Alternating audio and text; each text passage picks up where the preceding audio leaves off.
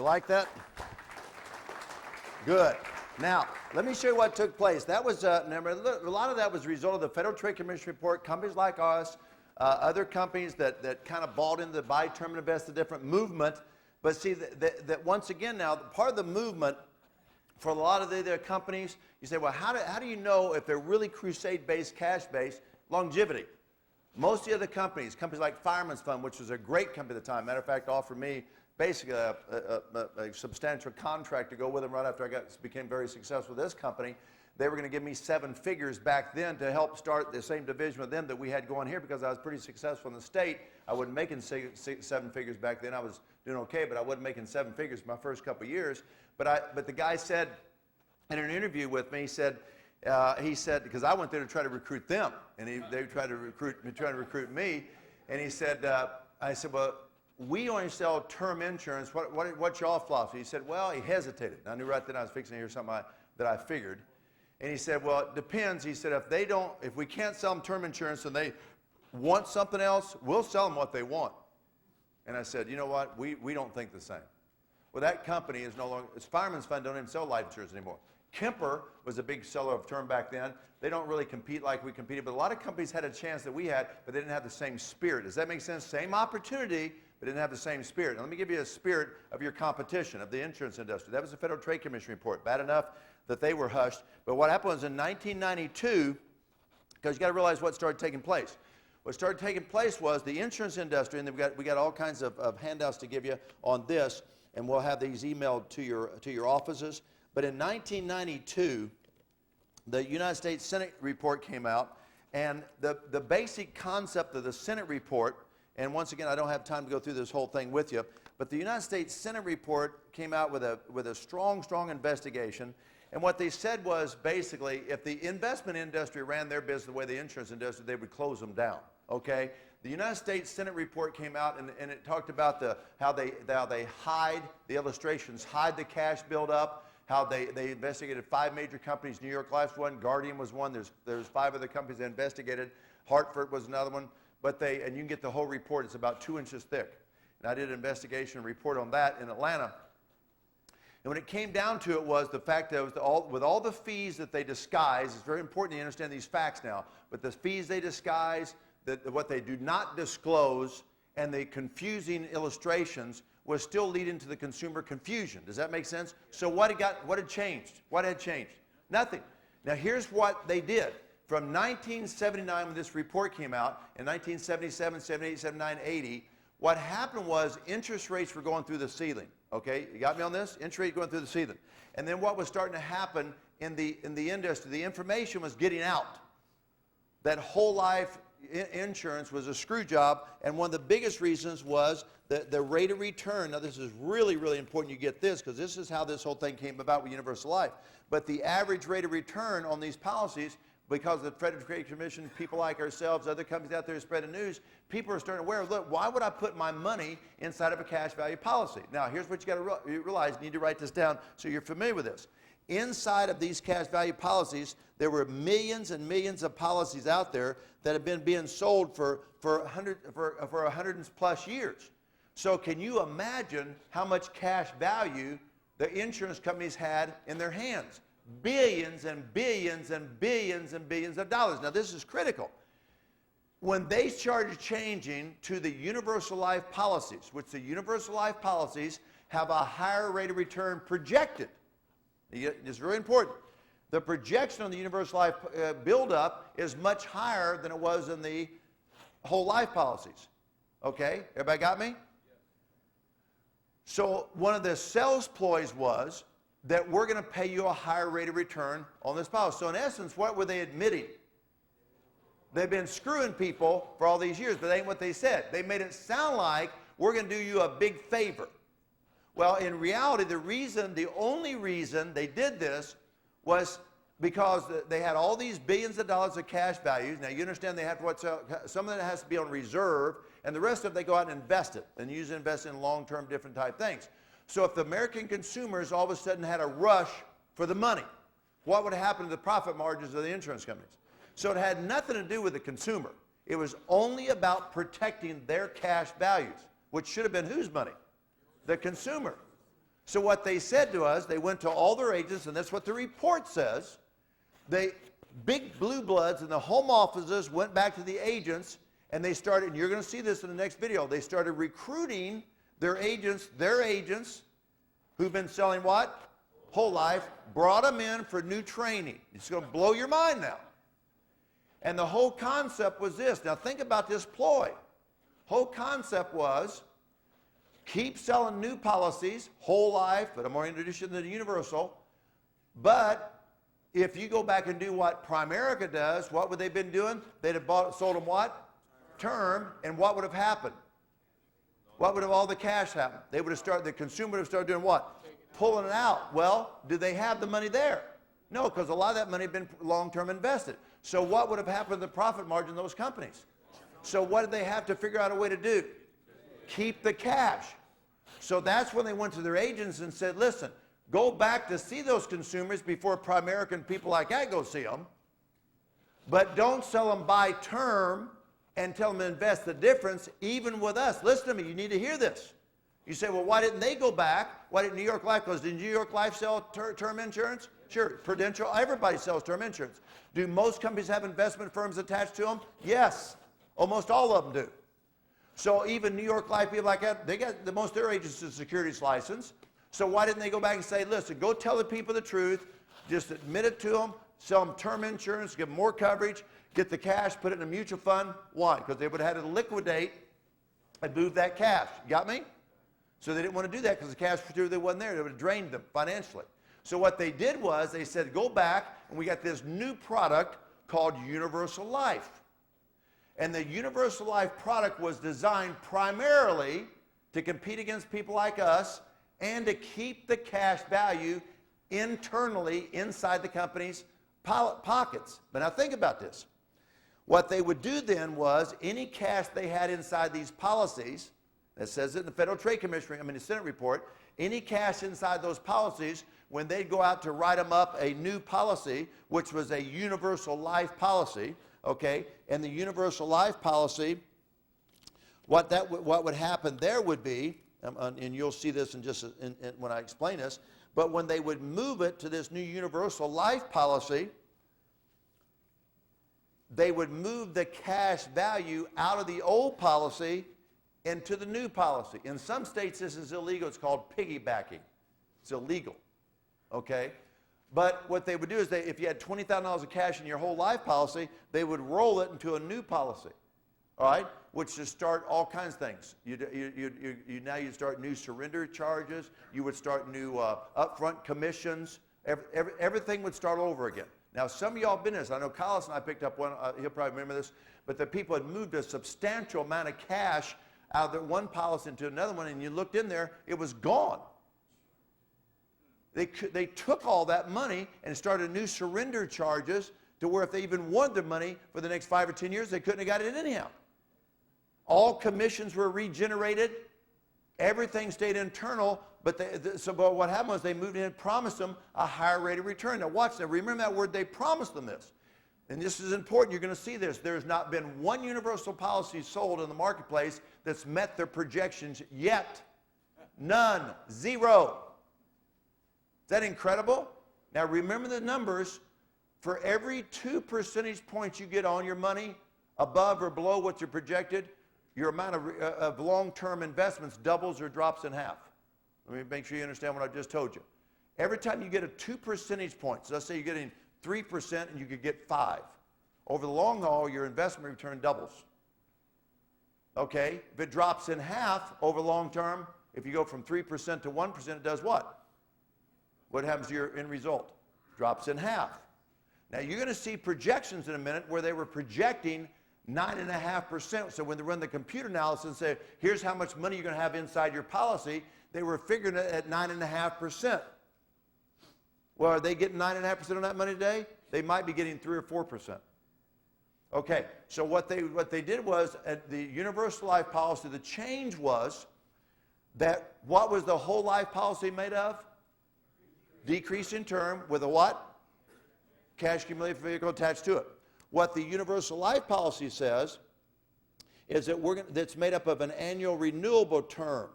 Okay? And when you read the policies, you're going to look in the policy, and you'll see rates inside the policy in its annual renewable term. Now, what happens to the cost of annual renewable term each year? Okay, the cost goes up. Now remember, who figured out how much cash value has to grow inside the whole life policy to keep the face amount level? Who figured that out?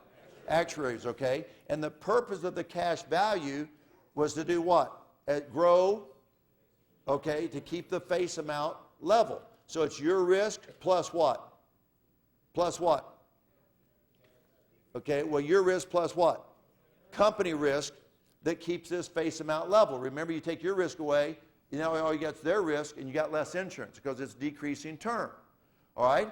So this is prefigured. This is prefigured towards 1.3 to 4%, and if it gets that rate of return, it's going to keep the face amount level. The cash will grow at that rate. You got me?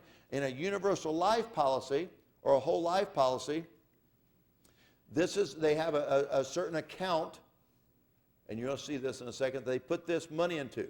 So they figure out the cost of what? Annual renewable term. Everybody got me? And they have a side account that they put the difference in. Everybody got me? So say say it's $1,000 premium.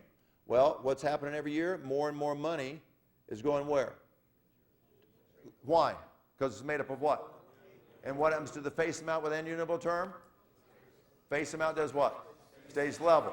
Okay? So if you got $100,000, if I'm going to guarantee you a $100,000 face amount, what can I not guarantee is going to happen? I can't guarantee the premium's going to stay the same because the premium's going to go up. So what would cause this premium to stay that way if this would perform, now, really stay with me now, to keep this at $1,000 a year, what must take place? That side account must what? Must perform the way they projected it when? At the beginning. And any fluctuation in the performance of that side account will do what? Result in what? Higher or what? Lower. See what I'm saying? Because if all of a sudden this doesn't perform the way they said, it's got to come from somewhere. So where's it going to come from? Okay, if this thing keeps going up, first thing they're going to do is they say, well, look, your premium's not enough to cover it. We're going to go into your cash and take some of your cash. And the report says that that's what they did. Unbeknownst to the consumer, the insurance company actually goes into your cash. If your premium's not enough, they go into your cash and they get part of your cash out to pay for the premium. Now, what's the problem with that? It's generating a what? A loan. Because if you had cash value, to get that out, so that generates, every time they use some of your cash, a loan. You got me on that? So now all of a sudden you're getting to a point where you got a loan growing, right? And it's got to be paid. So what do they got to do now? Take what? Even more out. Eventually they're going to come back to you and say, listen, we ain't got any more cash. We need some more what? Money, or your policy what? Lapses. Isn't that a killer? See, is that unbelievable? That's what they did. So if they guarantee, listen, see if you get this down. If they guarantee the face amount, they say you'll always have 100,000. What can they not guarantee? The premium, because somewhere that money's going to. So you'll see on the policy, it'll say this premium may not be sufficient. It'll say that on universal life policies. This premium may not be sufficient to keep this policy in force. Now, see, you need to, that says it on all the policies. This premium may not be sufficient. What is that telling you? That telling you it's made up of what? An annual renewable term policy. It'll say this policy may lapse out. Same thing. Now, if that's the case, you know. Now, let's say they could guarantee the premium. Let's say that it has a guarantee. Say, well, Bill, I picked up one. I got one that says it has a guaranteed premium. No problem. If they can guarantee the premium, what can they not guarantee? Face amount. So I can guarantee this premium, but it might not guarantee the face amount. So you might start off with 100,000, but if that premium ain't enough, You still can pay that premium. You just ain't going to have $100,000 coverage down the road. Everybody got me? You might end up having 10,000, 50,000, whatever. Zero. But you ain't going to have 100,000. That's what it's saying. Everybody with me? So if that's the case, what kind of insurance was inside that universal life policy? Decrease in term. Okay, now work with me because you need to understand that. If they guarantee the premium, they can't guarantee the face amount. If they guarantee the face amount, they can't guarantee what? The premium. Now, why would you buy anything unless you know what's going to happen? You're not in control. So when you come to sell techniques, understand to explain to them, you need to be in control. You're not in control with this. Who's in control? The insurance company and how they invest their money. Now watch. Unlike so they tried to package it like what? Buy term. They'd say, in reality, you're really doing the same thing those agents over there. But you know, it's a better deal because the tax benefits inside this policy. What are they saying? You're not going to pay taxes on the buildup of this cash. Well, there's a little funny thing the IRS does. When you don't make a profit, they don't tax you. The moment that cash constitutes a profit, you pay taxes. Collis will probably remember one of the clients he and I went to see. It was a trainer at LSU. We sat down with him, and the grandfather had bought a policy for the granddaughter, and they had this substantially large policies. It had built up so much cash over a period of time because they had dumped money into it because they actually rolled from one policy, took the cash out, dumped it into this other policy, and the policy has grown a bunch of cash. The problem is, now this is, and I know this gets a little complicated, but listen to me. You have what's called a cost basis. A cost basis. What's the only true cost basis in a life insurance policy? The cost of life insurance. Anything above that could be considered a what? Well, or what? An investment. Okay, and if you make profits off investment, you got to pay what? Taxes. So the cost basis is what? Costs your insurance. You don't pay tax on that. Okay, you don't pay tax on that. Anything above that you make a what? Profit on, you have tax consequences. That's a fact. Okay? I wish I had time to go through a 1035A exchange. We won't be able to do that today, but somebody may know that, and I'll be able to cover it next time we do a little advanced course. Okay, and an RLR, if you'd write that down. Okay, and trust. Right? I need to cover those three things. So, so here's what happens. Now all of a sudden you get a substantial amount of cash built up, and you want to withdraw it. Okay, that's okay until you lapse the policy out. The moment that policy is lapsed, the federal government says you now have a profit.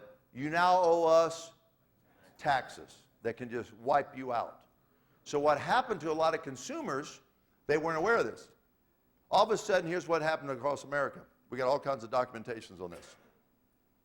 Policies were generating all kinds of huge loans. And then they would go back to the consumer and say, you owe us this year an extra $10 or $20, $30, $40, $50,000. Or this policy is going to what? Lapse. The problem with that being, all of a sudden now you owe taxes. Is that incredible? That's your competition. That's the stuff that started taking place, and it's still happening today. But what was the real reason they came out with this universal life stuff? To protect their what? Cash value. Not to benefit the consumer. So what happens is, the way this works is, remember the annual term part, is the fact that you have basically, it looks sort of like this. Okay? Now, I'll give you 3 or 4 different illustrations, and then we'll email this to your office. You pay your premium. Okay, now watch, because you understand. Say, well, Bill, if it's really like a buy term. I'm in investments. No, you're not, because you pay your premium, and then what happens? Then you have expense charges. You say, well, can they be that? Can expense charges be really that big a deal? Well, let's look and see. Just so happen, we got one right here with one of our buddies. Can't really use the name of companies, New York Life, but let's look and see. Okay, so what? You pay your premiums. less expenses. Everybody got me? So we're not talking about investing all your money. Because remember when we say you get 4, 5, 6, 8, 10%? 4, 5, 6, 8% of what? If it's you put in $100, you get that much interest on that, that'd be great, but that's not happens. You pay your premium, then they start immediately taking money off that premium. Watch. So here's some of the and don't worry about writing this down. Look at this. Here's some different some different, like here it says, separate account administrative charges on certain amounts of cash. Okay. Here tells all kinds of things like different charge for mortality and risk charges. So there's a couple different things over here. Then they hit you over here with sales expense charges, up to surrender charge premiums, over surrender charge premiums, sales tax charges, first year type monthly charges on different deductions of your cash. They take out all kinds, you see what I'm saying? They can take out all kinds of hidden charges, and there's no way you're going to know about it. But most of the time, a lot of these things are explained, but a lot of them are not. So the expense charges come out. So is all your money being invested? No. Okay. And are you going to know how much is being invested? Usually not.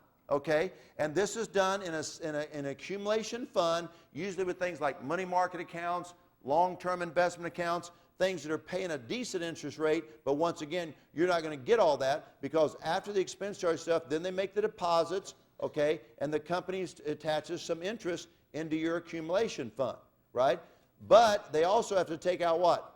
Mortality expenses. Well, if the mortality is going up every year, what's that mean then? Every year you have what? Less, because your premiums what?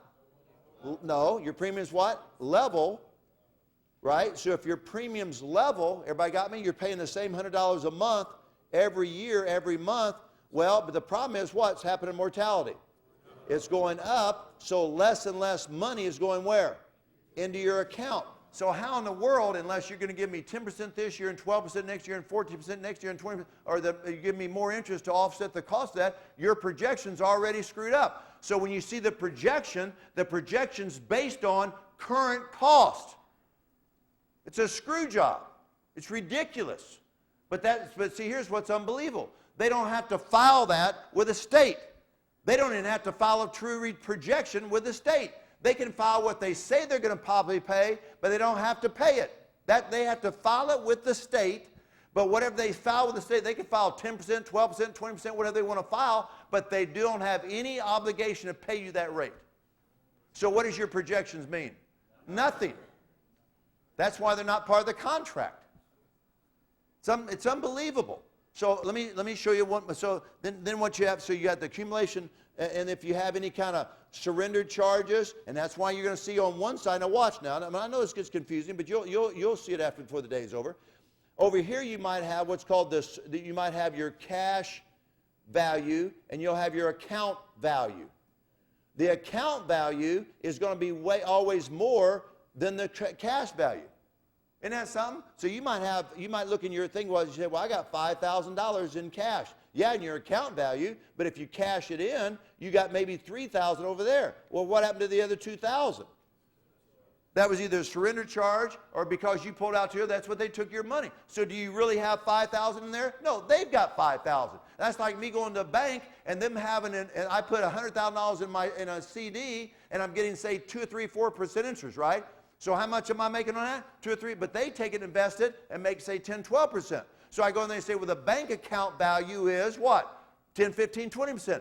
But your account value is this. Well, who gives a flying stink what the bank account value is unless I can get my hands on it, right or wrong? So why in the world? They don't see, but see what they do is that you look at this and you think this is yours, that ain't yours, that's yours. And it's usually the first 10 or 20 years or less. It usually takes 15 to 20 years, 10 at the minimum is what I've seen, for the cash value to be the same as the account value. So let's suppose you want your cash in between in those times, you lose that money. Is that unbelievable? That's your competition. That's how this crap works. I'll give you another way to look at this thing, okay? Just kind of getting you some different ways to look at it. And once again, the more you see it, and you do that hotline, you call and send me this stuff, you'll start picking up. Here's another way to look at it. You pay your premiums, okay? You see what I'm saying? Into the account right here, okay? They're gonna, and then they subtract what? Expenses, right? and then interest is attached to it. So once again, you got to understand you're not getting interest on the total premium. So don't let anybody tell you, well, I'm putting $100 a month and I'm getting X rate of return. No, you're not. You're getting X rate of return on what? How much actually goes into that account. But what do they have to do? They have to take out what? So some of the things they take out, expenses, fees, which can go through the season, and what? Mortality. Then you get interest. So here's a good question. So how much of my money, my $100 a month is going into the account? I don't know. Who determines that? They do. Is that incredible? Now compare that to buy term and invest, the difference. Here's what your term insurance costs. Here's what goes into your mutual funds. That's it. I mean, it's unbelievable.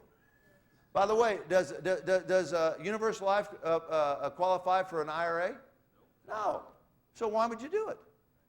It's just stupid, okay? But that's what they sell. Watch. Let me give you another example, okay? This is a little prettier picture. Abner did this one. And what's that little thing? Little bug. Hope it's all it is. Okay, so over here, the insurance company pours in interest. The consumer pours in premium. But it's always the insurance company pours in interest, what? After the risk charge. Cost of insurance, cost of riders, expense charges, etc. See, that's what's coming out of the bucket, basically, before you get any kind of return on it. Has everybody got me? So understand, these are just flawed concepts. And what was it designed to do? It was not designed for the consumer. It was designed to protect the cash value of the insurance companies, to move your money from one policy to another policy, to get the consumer to come up to put their money in this. But it's still back to the bundling concept. Everybody got me? Okay, now, in those type of policies, you got a couple different options. Okay, you have what's called option 1 and option 2. Now, I know some of y'all are going to ask the question, which is a legitimate question. Why would anybody, now watch, and once again, you can get this on, we'll email this to you and fax it to you, but I just want you to get the general ideas today. On one, you can check off an option. You say, well, I want option 1. Option 1 says, we're going to provide you with level death benefit equal to the basic amount of life insurance. And here's what you do. Basic amount means this. When you decide how much premium you're going to pay per month, okay, then the basic amount, let's say $100 a month, gets you $100,000. What's the basic amount? $100,000 for your premium, right?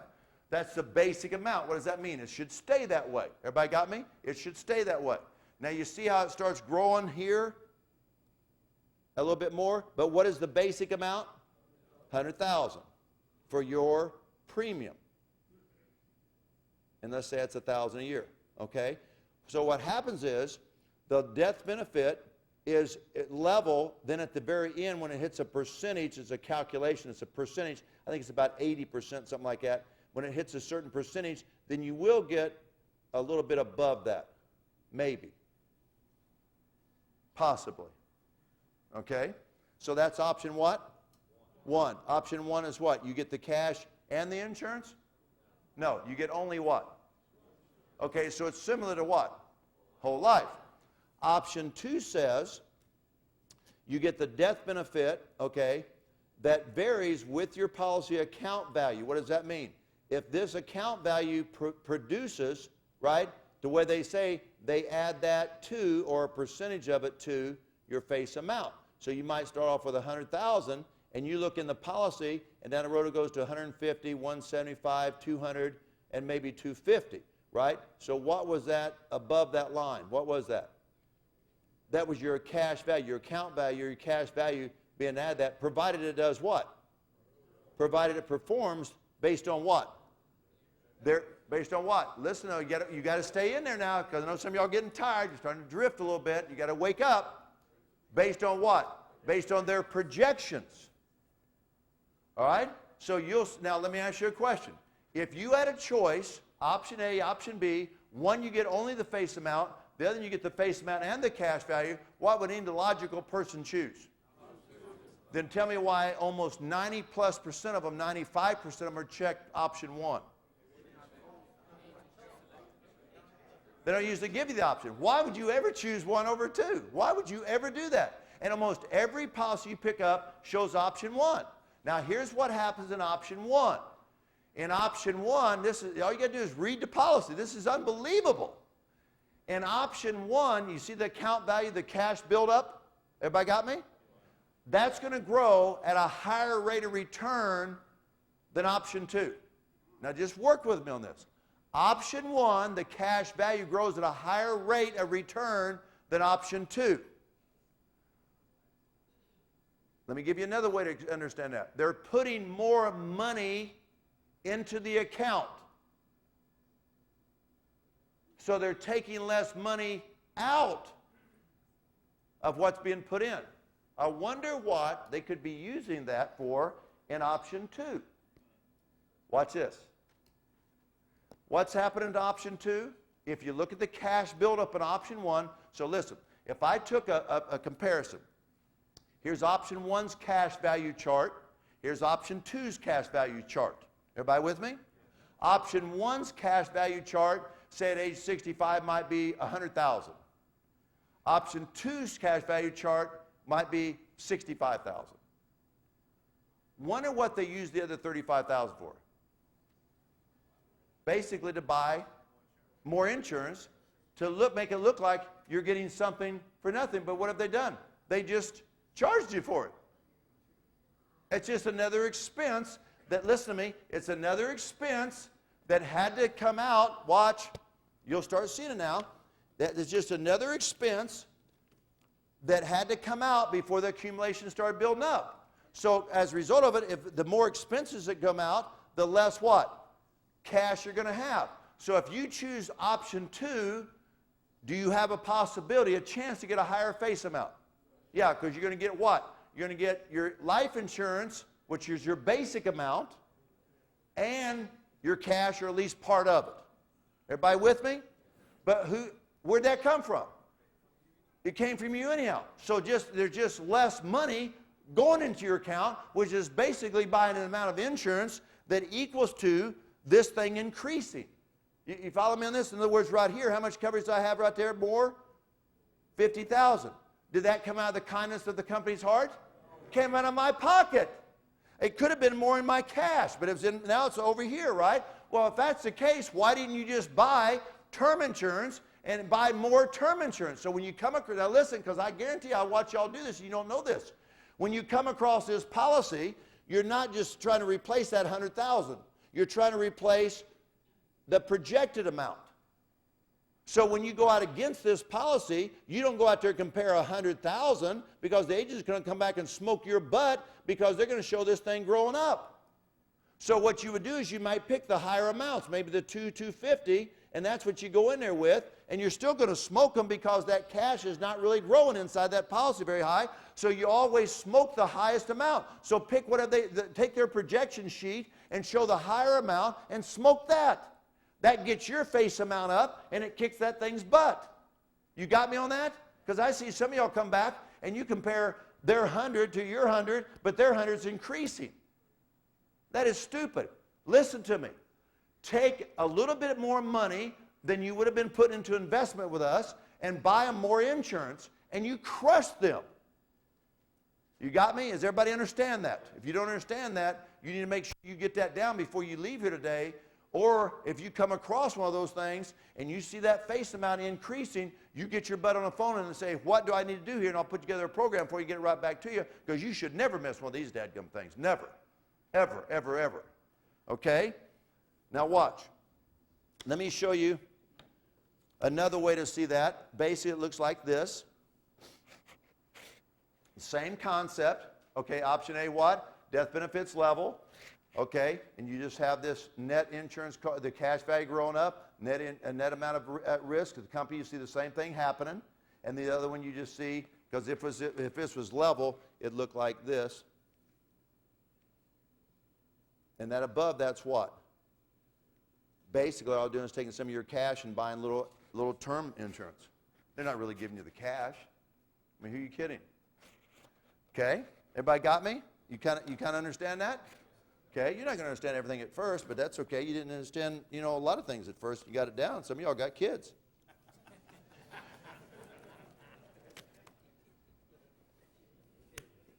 You old guys will understand that later on. Okay, let me give you a quick example, okay? And then we're going to have a couple things and we'll be done. Look here. Thought I was going to say a break, didn't you? So this is an example of a universal life policy, okay?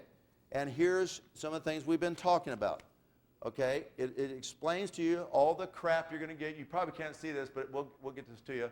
But basically it says what? Option what? 1, okay? I like that. Premium mode, special monthly, just for you, right? Just for you, right? Okay? And it says $57 initial special premium. That's initial, which means it can do certain different things, okay? But down at the bottom, see, if you read it, everything we're saying is just read the dadgum thing.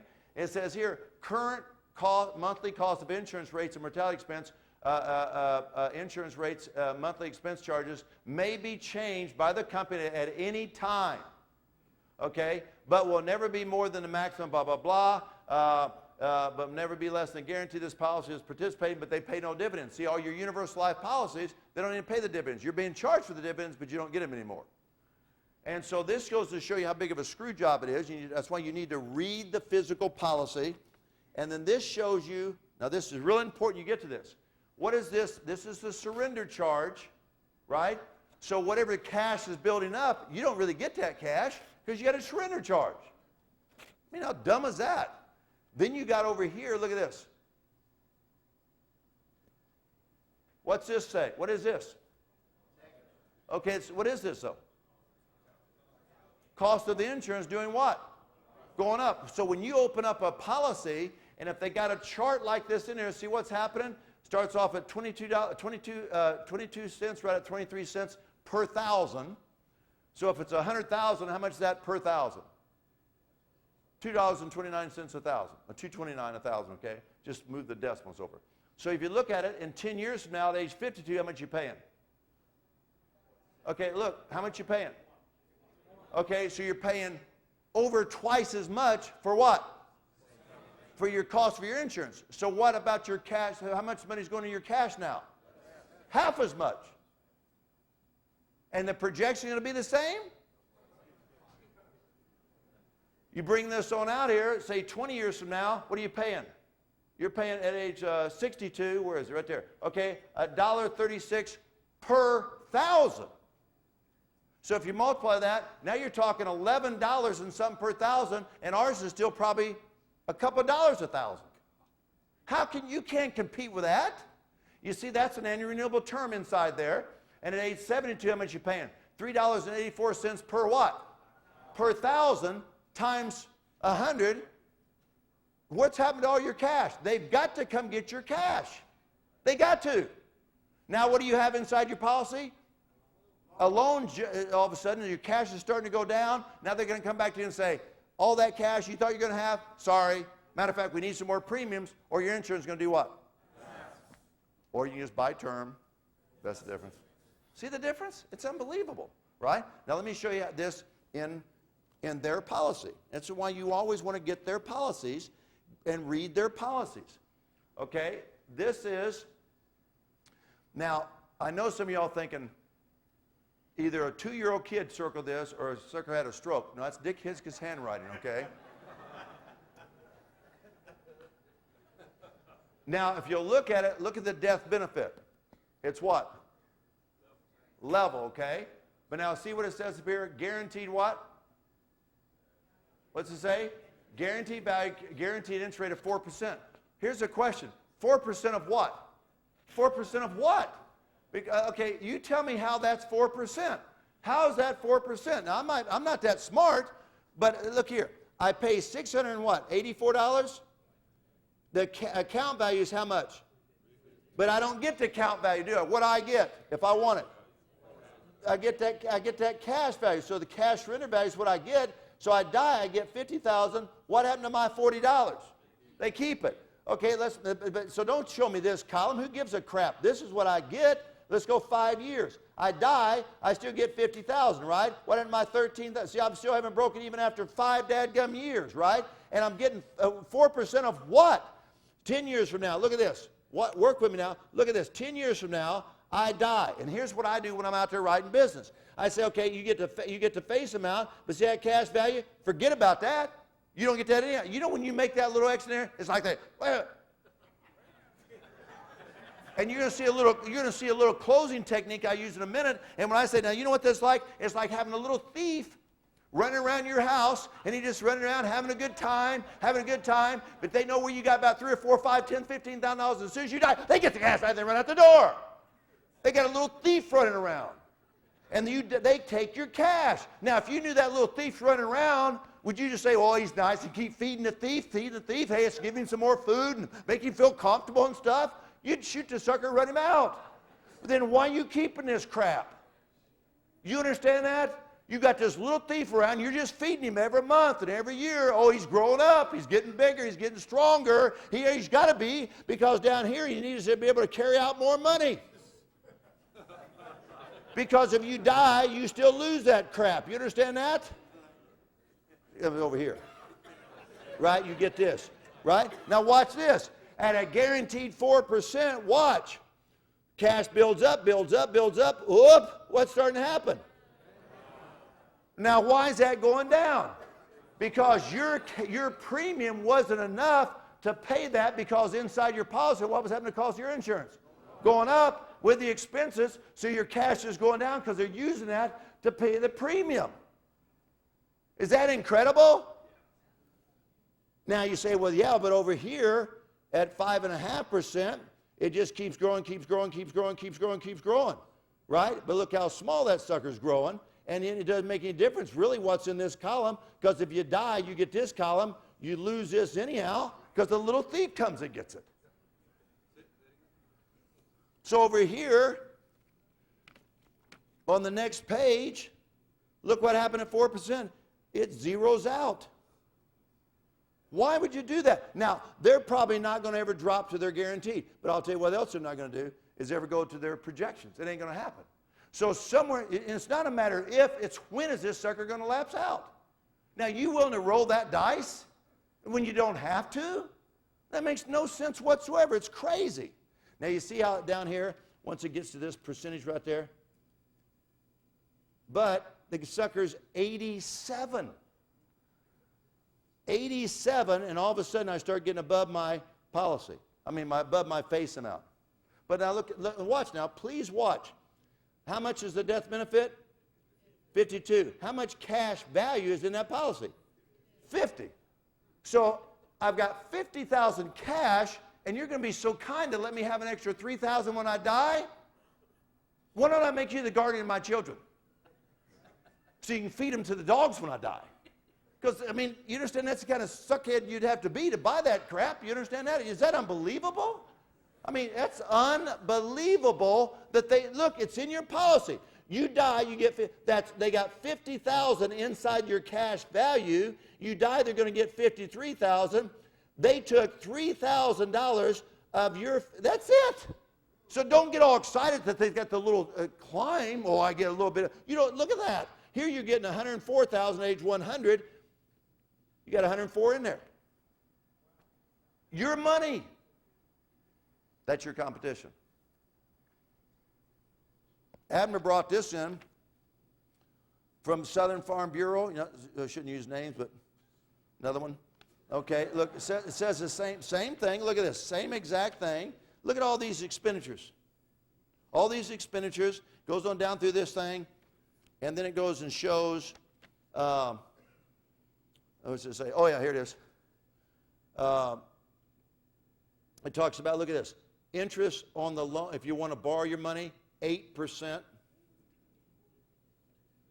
Isn't that something? And it goes on to show the different, it says, look here, how much is the current illustration? 9.5%. You think they didn't pay that? Look, they ain't paid that. They ain't come close to that. Look at this. So that you think they sold it based on these two numbers? No, they sold it based on 9.5%. So look at this. Here you got the what? Death benefit. See, it's all the same. All these are the same. At the guaranteed rate, what happens to the cash value over the period of time? It goes down. Why? Once again, they're dipping in there. But does this cash really matter? No, you ain't getting it anyhow. You're getting this. So who cares about this? Right? Over here, you see this one over here? Here's at 7%, right? Growing like that, but it doesn't matter because you got to be over here before it starts breaking above that, and you got 22,000 cash value, but if you die, they can pay you how much? 26. You got 20,000 cash value, but if you die, they pay you, what was the face amount? 25. So you're going to give me an extra couple thousand, but you've made millions off of me? Over here at 9.5%, which they won't pay. Look at this. You got 11,000 here, still get 25 if you die. All of a sudden now you got 31,000. You're going to get 42. So you get a whopping what? $17,000 more out of my 30-something thousand? Down here at age 70, I die, get 90,000. 78,000 came out of my pocket. Boy, they really know how to treat people, don't they? Like to go to their house for Christmas dinner. You'd be used as the turkey. It's unbelievable. That's your competition. Is that unreal? Now, watch this now, because we're about to wrap up. Got a couple of people going to come share some things with you.